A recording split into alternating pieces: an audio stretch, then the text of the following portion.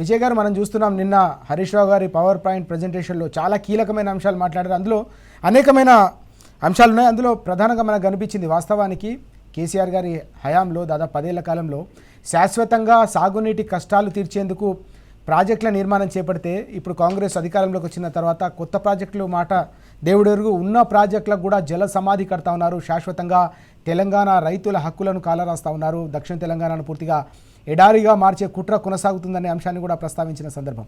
ఎట్లా చూడాలి మనం ఓవరాల్గా ఈ అంశాన్ని? మొదటి నుంచి ఆంధ్ర తెలంగాణకు నీళ్లు దక్కద్దు, తెలంగాణకు వాళ్ళ వాటా వాళ్ళకు దక్కితే ఆంధ్ర ప్రాంతానికి రావనే ఒక దుర్మార్గంతో చేస్తున్నటువంటి పనులు కొనసాగుతున్నాయి. మీకు దక్షిణ తెలంగాణ ప్రాజెక్టుల విషయంలో కాకుండా మొట్టమొదటిగా ఇప్పుడు ఉత్తర తెలంగాణలో కట్టిన కాళేశ్వరం ప్రాజెక్టు మీద కూడా మొదటి నుంచి విషయం చెబుతున్నారు చంద్రబాబు ఏజెంట్లు. తర్వాత కొంత ఇక్కడ ఉన్నటువంటి కేసీఆర్ గారి మీద వ్యక్తిగతంగా ద్వేషం పెంచుకున్నటువంటి కొంతమంది ఏం చేస్తున్నారంటే మొదటి నుంచి కాళేశ్వరాన్ని విపరీతంగా దానికి వ్యతిరేకంగా ప్రచారం చేయడం, అది నష్టదాయకమైన ప్రాజెక్టుగా దాన్ని ఎస్టాబ్లిష్ చేయాలనే ప్రయత్నం చేస్తున్నారు. ఎందుకు చేస్తున్నారు అనేది మనకు ప్రశ్న వేసుకోవాలి. మొదలు ఎందుకు చేస్తున్నారంటే, ఇక్కడ తుమ్మిడిహెట్టి దగ్గర కడితేనే వయబుల్ అని చెప్పడము, తద్వారా తుమ్మిడిహెట్టి తర్వాత వస్తున్నటువంటి మొత్తం నీళ్లు మనకి తెలంగాణకు దక్కకుండా ఆంధ్రాకు వెళ్ళిపోవాలనేటువంటి ఆ ప్రయత్నంలో భాగంగా తుమ్మిడిహెట్టి జరగాలి. ఒకవేళ అట్లా మీరు జరపకపోతే మీరు అవినీతికి పాల్పడ్డట్టు అని ఒకటి తెలంగాణ నాయకత్వం మీద అవినీతి ముద్ర వేసి ప్రాజెక్టులను కొనసాగకుండా చేయాలనేటువంటి ఒక మానసికమైన ఒత్తిడి తీసుకురావడం.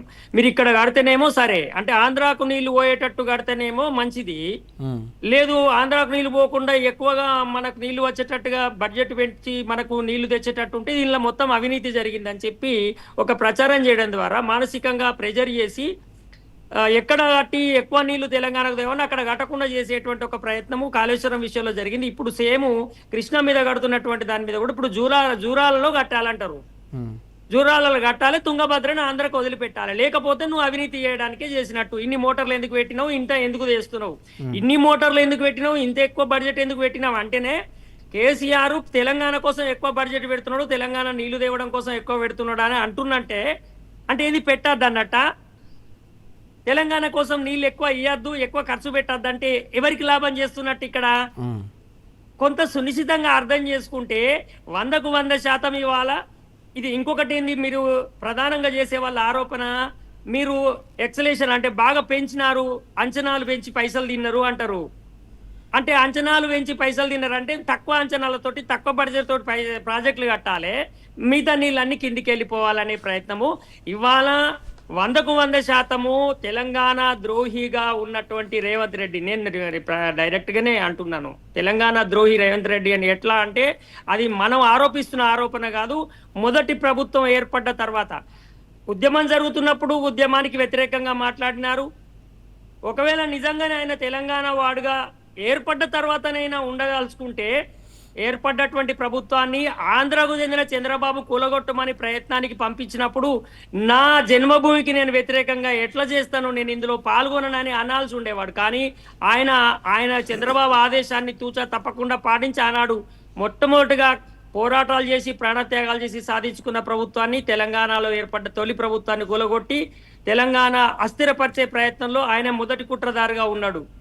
దాని తర్వాత ఇప్పటికీ మళ్ళా చంద్రబాబు ఏదైతే ఆదేశిస్తున్నాడో ఆ ఆదేశానుసారమే ఇవాళ కూడా మొత్తము ఇక్కడ నీళ్ళనన్నిటిని ఆంధ్రాకి ఎట్లా పంపిణీ చేయాలనే దానికోసము అన్ని మీటింగ్లకు హాజరవ్వడమే కాకుండా ఇవాళ ఇప్పుడు బనకచర్ల ప్లేస్లో వస్తున్నటువంటి నల్లమల్ల సాగర్కు అనుమతి రావడానికి సంబంధించిన అన్ని రకాల ప్రయత్నాల్లో ఆంధ్రాకి సహకరించి రేవంత్ రెడ్డి గారు ప్రయత్నం చేసినారు.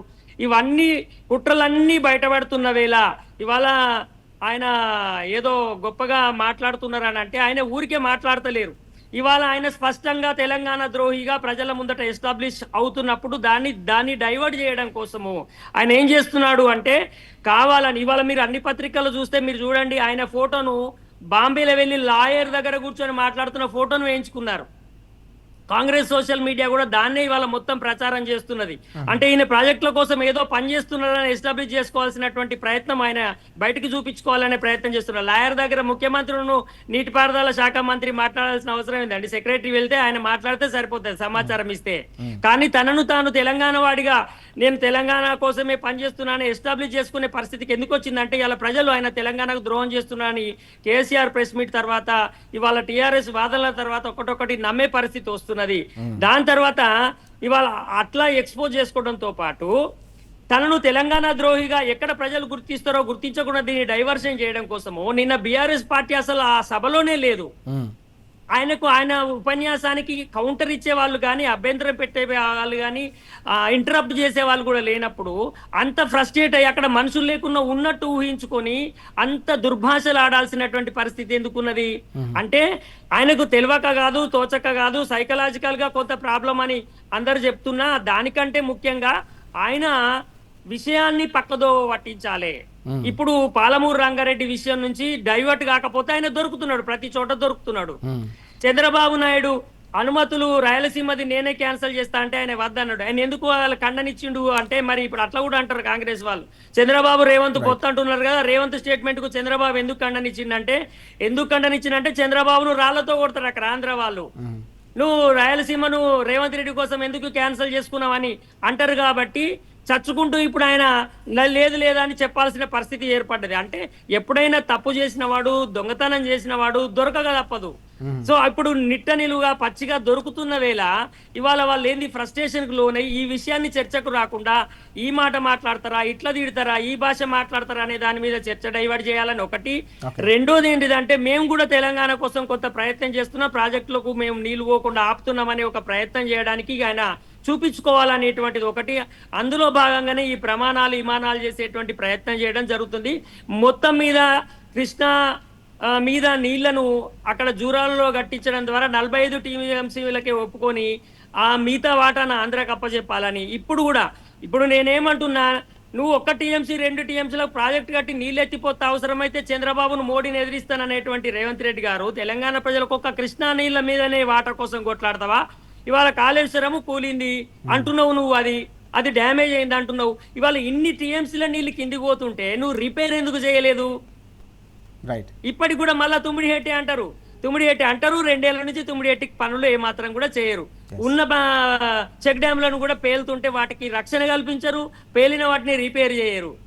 అంటే ఎక్కడైతే ఆంధ్రాకు తెలంగాణలో ప్రాజెక్టులు కట్టినట్టు చేస్తే, అంటే ఈ 70 ఏళ్ల సమైక్య పాలనలో ప్రాజెక్టులని చూపించి నీళ్ళనన్నిటినీ కిందికి మలుపుకపోయినట్టు ఇప్పుడు కూడా గదే జరగాలనేటువంటి ప్రయత్నానికి 100% ఈయన వత్తాసు పలుకుతున్నాడు. కాబట్టి ఇవాళ ఆయన తెలంగాణ ద్రోహిగా ఎస్టాబ్లిష్ అవుతున్నట్టు కాబట్టి తప్పకుండా ఆయన నేను కాదా ఇక్కడ బిడ్డను, నన్ను నమ్ముండ్రి, నేను తెలంగాణ కోసం పనిచేస్తా అని చెప్పి తను చెప్పుకోవాల్సిన పరిస్థితి. ఇప్పుడు కేసీఆర్ ఇంకెవరో ఆ మాట అంటున్నారా? అనరు కదా.